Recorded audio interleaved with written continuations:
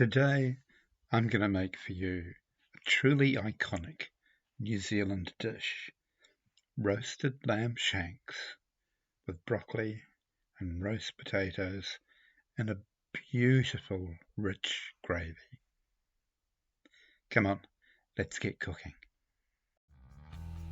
Let's start by taking our lamb shank, popping in a fry pan with a little bit of rice bran oil, and see if we can brown it all over. Once we've browned the lamb shank all over, we can remove it from the pan and pop it into a casserole dish. Meanwhile, in the same pan, we can add our vegetables, our onions, capsicum and carrots. We can cook these until the carrots start to change colour. Meanwhile, you can cut up your potato into portion sizes and put them into a saucepan of water. Put a lid on it and wait until you're ready to cook them. Now that the vegetables are cooked, let's remove them from the pan and set aside. Now we can add our chopped tomato to the pan and start to saute them. After a few minutes, you can add half a cup wine, your 4 cloves of garlic sliced, then a couple of bay leaves and 2 teaspoons of dried rosemary. Give these a good stir around and reduce this liquid by half. Once it's brought to the boil, you can then start to add your salt and your pepper. Once the red wine and tomatoes, etc. have reduced by half, you can then pour this into the casserole dish with your lamb shank. Here we can start adding the rest of our ingredients.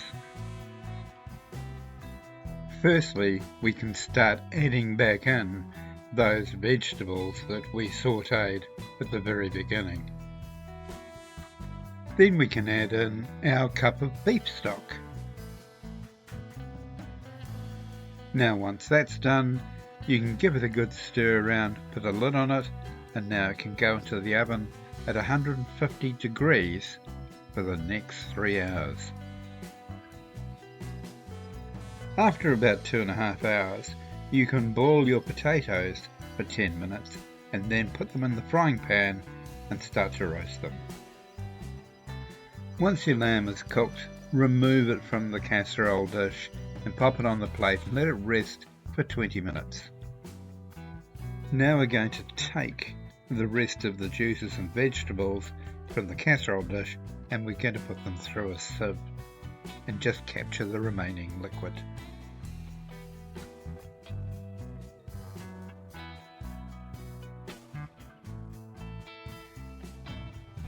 Now these juices will become our gravy. So in this saucepan I'm going to put a tablespoon of cornflour dissolved in 2 tablespoons of water to thicken it up. And now that our potatoes are all roasted, it's time to plate up. So there it is, all plated up and looking very delicious. Let's get on and taste it, shall we?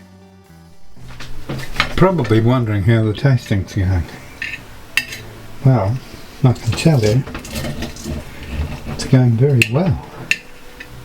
A little bit of potato, some lamb.